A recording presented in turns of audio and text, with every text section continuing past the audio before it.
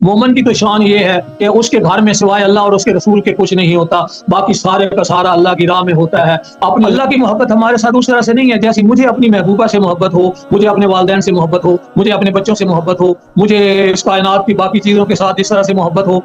تو اللہ کریم فرماتے ہیں میں بھی تم سے محبت کروں گا، یعنی جن جن نعمتوں کا میں نے تم سے تذکرہ کر رکھا ہے، جتنی جتنی تمہیں نعمتیں در چاہیے وہ ساری تمہیں ملیں گی، جو چاہو گے ہوگا، جو مانگو گے ملے گا، کروں گا۔ اللہ کے نبی کی قرآن کی اتباع کرنے والے کون ہوتے ہیں؟ اللہ کے ہر حکم پر چلنے والے کون ہوتے ہیں؟ قرآن کی لعنت اللہ کی طرف سے یہی ہوتی ہے کہ وہ اس دنیا میں ذلیل الخوار ہو جاتے ہیں، اور یہ کہا گیا کہ انہیں معاف کرتا جا اور درگزر کرتا جا۔ یہ کن کی بات ہو رہی ہے؟ آپ اپنے گریبان میں جھانکیں، ہمارا معاشرہ کدھر جا رہا ہے، ہم کس طرف جا رہے ہیں۔ اللہ ایسے ہی لوگوں سے محبت کرتا ہے جو انبیاء کرام کا کردار اپناتے ہیں اور ان کے نقش قدم پر چلتے ہیں۔ کوئی چیز بھی اللہ تعالیٰ نے وما خلقتا ھذا باطلا، اللہ نے کائنات کی کسی چیز کو بھی بیکار، باطل، فضول، فالتو نہیں بنایا۔ اور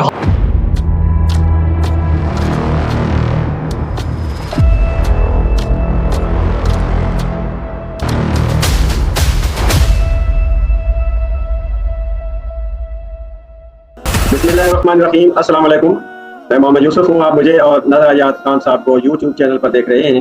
ہمارا آج کا موضوع ہے کہ اللہ تعالیٰ کن لوگوں سے محبت کرتا ہے۔ ٹھیک ہے صاحب؟ اعوذ باللہ من الشیطان الرجیم، بسم اللہ الرحمن الرحیم۔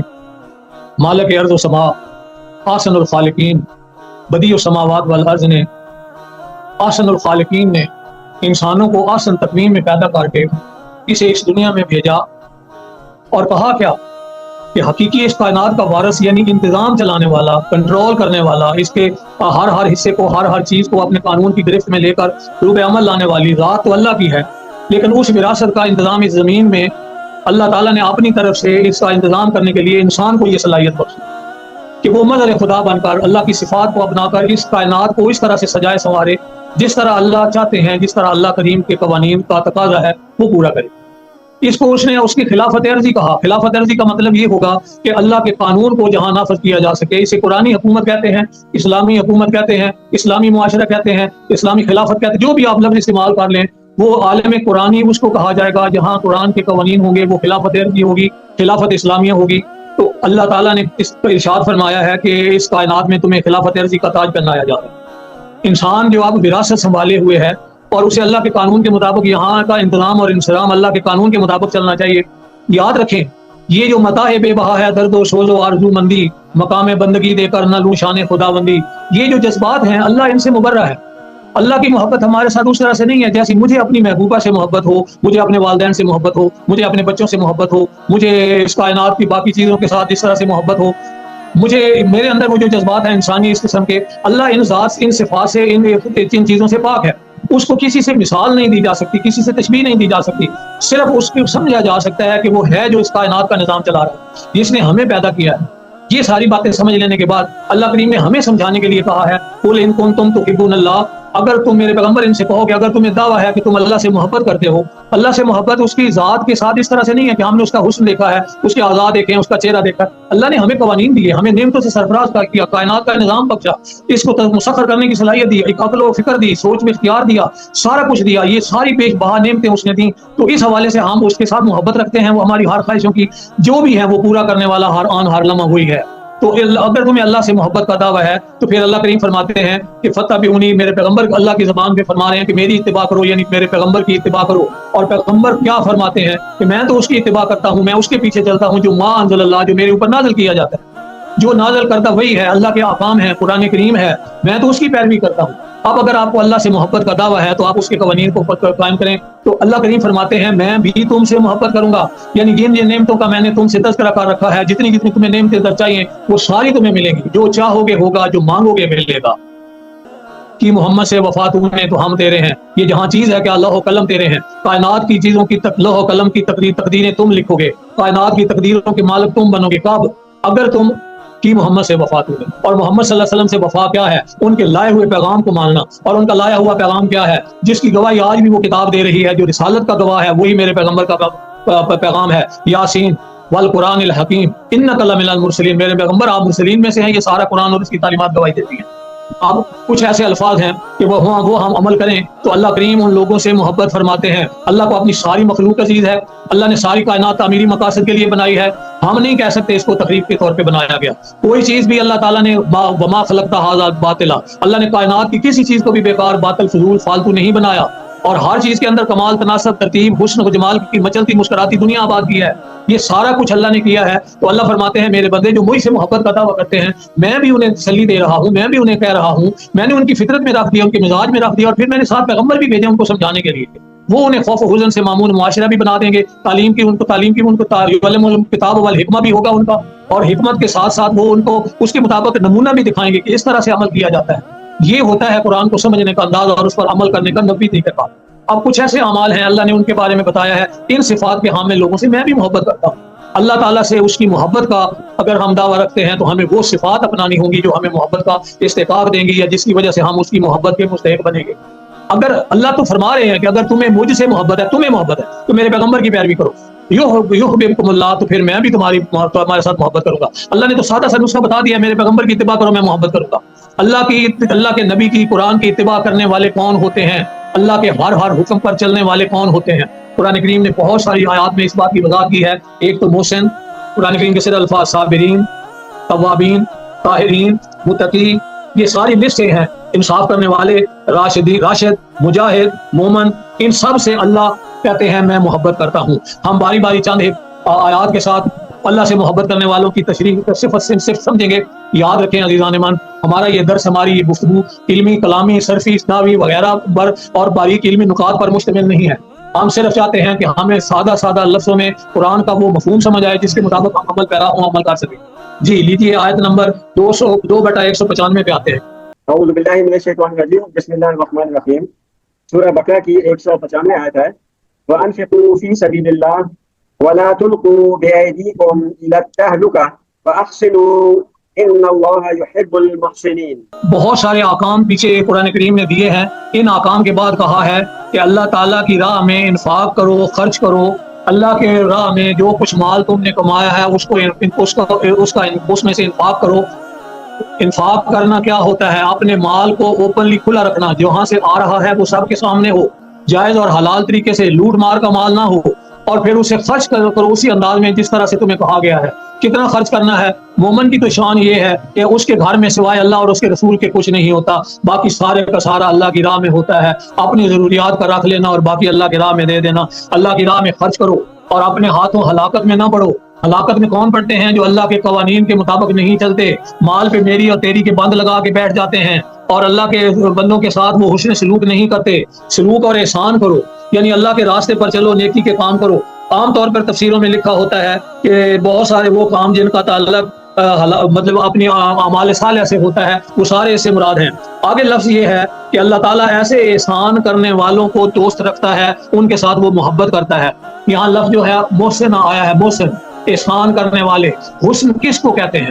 انگریزی زبان میں اگر آپ سمجھتے ہو سمیٹری، اس کا مطلب ہے تناسب صحیح ہونا، جو چیز جتنی ہے اتنی ہونا. جس قسم کا موسم ہمیں چاہیے ویسا ہمارے لیے موسم ہو. جس طرح ہماری آنکھ چاہتی ہے خوبصورتی دیکھنا، وہ ہمارے اسی طرح سے ہو. ہمارے جسم کا ناک، نین، نقشہ، دانت، منہ اس طرح سے ہو جس طرح ہونا چاہیے، اور دیکھنے والا دیکھ کے کہے کہ کیا کمال نینو نقشے ہیں، اور اس کا دل کھینچے. یہ ساری سمیٹری میں آتا ہے. صحیح تناسب، اسے اعمال حسنہ کہتے ہیں. ذرا سا کسی چیز میں بگاڑ آ جائے تو وہ اعمال حسنہ نہیں رہتے، وہ ختم ہو جاتے ہیں. دل اپنے دھڑکن کر رہا ہے، لیکن اگر وہ ایک دھڑکن بھی زیادہ کر دے گا تو ہم کہیں جی اس میں بگاڑ آ گیا ہے. دماغ اپنی جگہ کام کر رہا ہے، لیکن دماغ میں کوئی پریشانی آ جائے، کوئی غیر ضروری چیز آ جائے تو ہم کہتے ہیں جی اس کے اندر اختلال آ گیا، ذہنی فطور آ گیا، وہ عقل سے معروم ہو گیا. یہ سارے اعمال بد سمجھے جائیں گے اگر اس نے اپنے آپ کو دھوکہ دیا ہوا ہے. تو اللہ کے قانون پر چلنے والوں کو کبھی بھی ایسا نہیں ہوتا. وہ ہمیشہ وہ اعمال کرتے ہیں، نہ اعتدال سے بڑھتے ہیں، نہ کم ہوتے ہیں، افراد اور تفرید کا شکار نہیں ہوتے. اللہ تعالیٰ ایسے اعمال کرنے والوں کو پسند کرتا ہے، اعمال حسنہ کرنے والوں کو. مزید یہی لفظ ہیں، آپ ذرا دیکھ لیں 5/13 میں. بسم اللہ الرحمن الرحیم. سورہ المائدہ کی 13 نمبر آیت ہے. وَبِمَا نَقْضِهِمْ مِيثَاقَهُمْ لَعَنَّاهُمْ وَجَعَلْنَا قُلُوبَهُمْ قَاسِيَةً يُحَرِّفُونَ الْكَلِمَ عَنْ مَوَاضِعِهِ وَنَسُوا حَظًّا مِّمَّا ذُكِّرُوا بِهِ وَلَا تَزَالُ تَطَّلِعُ عَلَىٰ خَائِنَةٍ مِّنْهُمْ إِلَّا قَلِيلًا مِّنْهُمْ فَاعْفُ عَنْهُمْ وَاصْفَحْ إن الله يحب المحسنين. دیکھیں یہاں کن کو کہا گیا ہے؟ اعمال حسنہ کرنے والوں کو. پیچھے سے اقوام سابقہ کا تذکرہ چلا آ رہا ہے، ان کے اعمال بتائے جا رہے ہیں. کہا جا رہا ہے کہ ان کے اوپر پے در پے پیغمبر بھیجے اور انہوں نے ہر دفعہ اللہ سے وعدے کیے، ہر دفعہ خلاف ورزیاں کی، اللہ کے قانون کی خلاف ورزیاں کرتے رہے.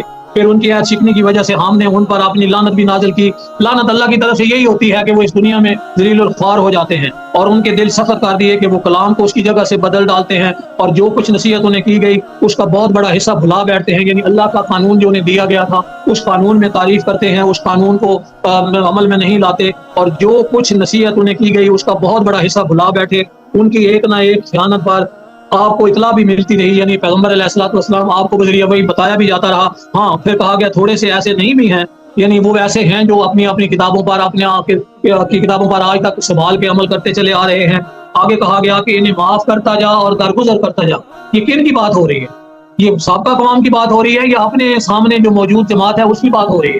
قیامت تک آنے والی انسانیت چونکہ اس سب کو ہدایت دینی تھی، سبق سکھانا تھا، ہدایت اور رہنمائی دینی تھی، اس لیے سب کی بات کی ہے.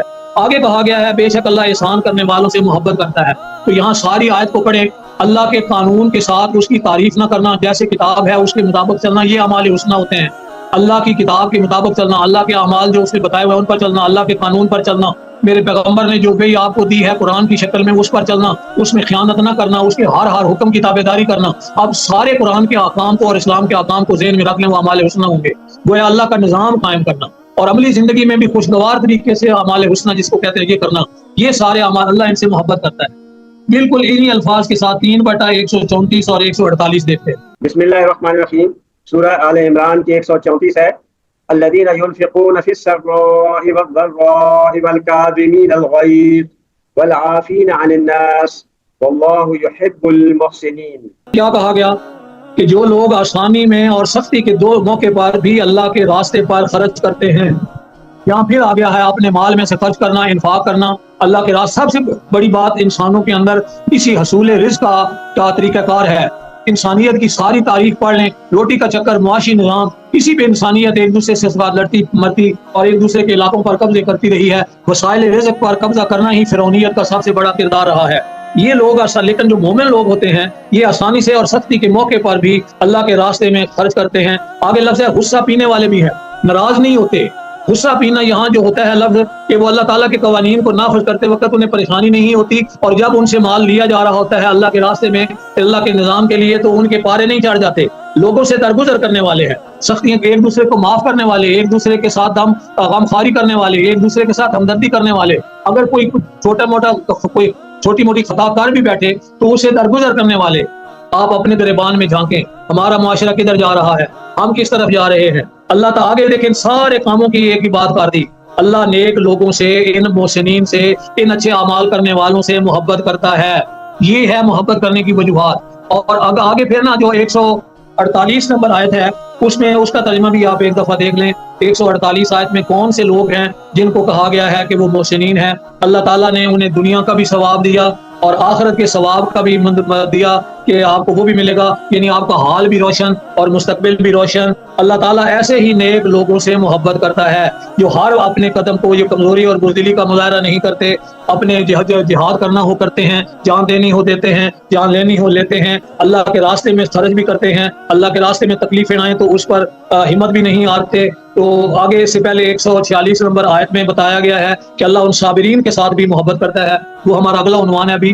یعنی اللہ تعالیٰ نے ان آیات میں یہ بتایا ہے کہ اللہ اعمال حسنہ کرنے والوں سے، اچھے اعمال کرنے والوں سے محبت کرتا ہے. میں نے لغات کو استعمال نہیں کیا، صرفینہ بھی بحث نہیں کی، سادہ سی بات سمجھ لیں. خوبصورت، اچھے اور بہترین عمل کرنے والے، یعنی قرآن کے ہر حکم پہ سر جھکانے والے، اللہ کے پیغمبر کی ہر بات پہ کو مانتے ہوئے اس کے مطابق زندگی بسر کرنے والے، ان سب کا جو خوبصورت اعمال کرتے ہیں معاشرہ جنتی بنا دیتے ہیں. ہر ایک کی، ہر لمحے کی ہر ضرورت کو پورا کرنا جن کا مطمئن نظر ہوتا ہے، جو اپنے آپ میں بھی اچھے ہوتے ہیں، ان کے اعمال میں اعتدال ہوتا ہے، غصہ، پریشانی، دکھ، تکلیف یہ محسوس نہیں کرتے، دوسروں کے ساتھ درگزر سے کام لیتے ہیں. یہ سارے کون ہیں؟ یہ سارے محسن ہوتے ہیں. اللہ ان سے محبت کرتا ہے.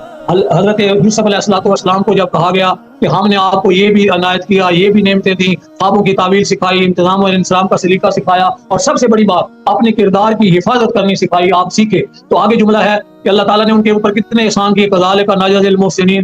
آگے کہا ہم تو ہر اچھا عمل کرنے والوں کے ساتھ یہی کیا کرتے ہیں. اللہ ایسے ہی لوگوں سے محبت کرتا ہے جو انبیاء کرام کا کردار اپناتے ہیں اور ان کے نقش قدم پر چلتے ہیں۔ اب دوسرا مرحلہ ہے اللہ کن سے محبت کرتا ہے، اور یہ تو تھے محسنین، آگے صابرین آئے گا۔ انشاءاللہ کل ہم گفتگو کریں گے صابرین پر، اور ٹائم ہوا تو آگے متوکلین پر، جن سے اللہ محبت کرتا ہے ان کا تذکرہ۔ ٹھیک ہے ناظرین، ابھی اگلے پروگرام تک اجازت دیں۔ السلام علیکم ورحمۃ اللہ۔